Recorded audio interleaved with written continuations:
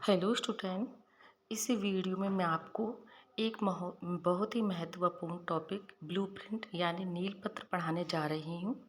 ये एग्ज़ाम की दृष्टि से काफ़ी इम्पोर्टेंट है और ये सभी शिक्षण विषय जैसे हिंदी, संस्कृत, इंग्लिश, ज्योग्राफी, नागरिक शास्त्र, मैथ, जो भी हमारे शिक्षण के विषय है सभी में समान रूप से उपयोगी है और ये एग्ज़ाम में काफ़ी बार आता रहता है। तो हम शुरू करते हैं, देखते हैं नील पत्र या ब्लूप्रिंट क्या होता है। सबसे पहले हम पढ़ेंगे इसका इंट्रोडक्शन। शिक्षा में परीक्षा का महत्वपूर्ण स्थान है। परीक्षा को प्रभावी, निष्पक्ष तथा संतुलित बनाने के लिए प्रश्न पत्र तैयार करने से पहले एक योजना बनाई जाती है जिसे नील पत्र या ब्लूप्रिंट कहा जाता है। यह प्रश्न पत्र निर्माण की रूपरेखा होती है। अब आगे देखते हैं हम। नील पत्र या ब्लूप्रिंट का अर्थ। नील पत्र वह लिखित योजना है जिसके आधार पर प्रश्न पत्र तैयार किया जाता है। इसमें यह निश्चित किया जाता है कि किस अध्याय से कितने प्रश्न पूछे जाएंगे, कितने अंक के होंगे, प्रश्नों का आकार क्या होगा, किन उद्देश्यों का परीक्षण किया जाएगा। अब आगे हम देखते हैं परिभाषा। प्रश्न पत्र निर्माण की पूर्व नियोजित रूपरेखा को नील पत्र कहते हैं। अब आगे देखते हैं नील पत्र की आवश्यकता। नील पत्र की आवश्यकता में क्यों होती है। इसका पहला पॉइंट है प्रश्न पत्र को संतुलित बनाने के लिए। दूसरा है सभी पाठ्यांशों को उचित महत्व देने के लिए। तीसरा है परीक्षा को निष्पक्ष बनाने के लिए। चौथा है शिक्षण उद्देश्यों का सही मूल्यांकन करने के लिए। पांचवा है प्रश्न पत्र निर्माण को सरल बनाने के लिए। और छठा है विद्यार्थियों की वास्तविक उपलब्धि मापने के लिए। अब अगला पॉइंट है हमारा नील पत्र के उद्देश्य। तो नील पत्र के क्या क्या उद्देश्य हैं, जिसमें फर्स्ट है संपूर्ण पाठ्यक्रम का प्रतिनिधित्व करना। दूसरा है प्रश्न पत्र में संतुलन बनाए रखना। तीसरा है विभिन्न प्रकार के प्रश्नों को शामिल करना। चौथा है ज्ञान, समझ एवं अनुप्रयोग का परीक्षण करना। पांचवा है अंक विभाजन को स्पष्ट करना। फिर अगला पॉइंट है नील पत्र के प्रमुख तत्व।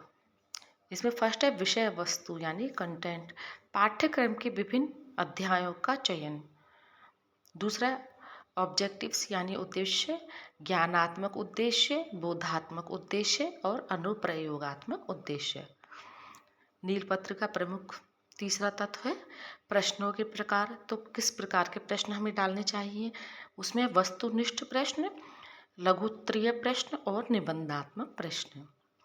चौथा है इसमें अंक विभाजन, प्रत्येक प्रश्न एवं अध्याय के लिए अंक निर्धारित करना। पांचवा पॉइंट है समय विभाजन, प्रश्न पत्र हल करने के लिए समय निर्धारित करना। अब आगे देखते हैं नील पत्र बनाने की प्रक्रिया। तो इसमें फर्स्ट पॉइंट है पाठ्यक्रम का विश्लेषण, पूरे सिलेबस को ध्यानपूर्वक विभाजित किया जाता है। दूसरा है उद्देश्यों का निर्धारण, किन क्षमताओं का परीक्षण करना है यह तय किया जाता है। तीसरा है अंक निर्धारण, प्रत्येक इकाई एवं प्रश्न के अंक निर्धारित किए जाते हैं।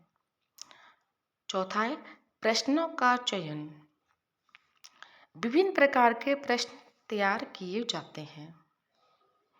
पांचवा है तालिका निर्माण, सभी बिंदुओं को तालिका के रूप में व्यवस्थित किया जाता है। अब आगे हम देखते हैं नील पत्र का प्रारूप या उदाहरण। अब इसमें ये कॉलम बनाए जाएंगे विषय, ज्ञान, समझ, अनुप्रयोग। फिर ये है कुल अंक। फिर जैसे सबसे पहले है इतिहास का, ये कोई प्रश्न बनाया है उसमें सबसे पहले विषय में आएगा इतिहास का अर्थ। इसमें 2 नंबर है ज्ञान के, 3 समझ और अनुप्रयोग के, उसमें कोई नंबर नहीं है और कुल अंक है 5। फिर दूसरा है इसमें शिक्षण विधियाँ, इसमें 3 अंक ज्ञान के, 5 अंक समझ के और 2 अंक अनुप्रयोग के, कुल अंक है 10। फिर तीसरा है सहायक सामग्री, ज्ञान के 2 अंक, समझ के 2 अंक, अनुप्रयोग के 1 अंक, कुल अंक है 5 अंक। फिर अब देखते हैं कुल में आएगा ज्ञान के 7 अंक, समझ के 10 अंक, अनुप्रयोग के 3 अंक और कुल में आ जाएगा 20 अंक। अब देखते हैं नील पत्र के गुण या लाभ बोल सकते हैं। नील पत्र के गुण में पहला है प्रश्न पत्र संतुलित बनता है। दूसरा है परीक्षा निष्पक्ष होती है। तीसरा सभी विषयों को समान महत्व मिलता है। चौथा है समय एवं अंक का उचित विभाजन होता है। पांचवा है मूल्यांकन अधिक विश्वसनीय बनता है। अब आगे देखते हैं नीलपत्र की सीमाएं। फर्स्ट है इसे बनाने में समय अधिक लगता है। दूसरा है अनुभव की आवश्यकता होती है। तीसरा है अत्यधिक योजना कभी कभी लचीलापन कम कर देती है। अब हम आगे कह सकते हैं निष्कर्ष या उपसंहार। नीलपत्र परीक्षा प्रणाली का महत्वपूर्ण अंग है। यह प्रश्न पत्र निर्माण को वैज्ञानिक, व्यवस्थित एवं निष्पक्ष बनाता है। एक अच्छे प्रश्न पत्र के निर्माण में नील पत्र की महत्वपूर्ण भूमिका होती है। Thank you.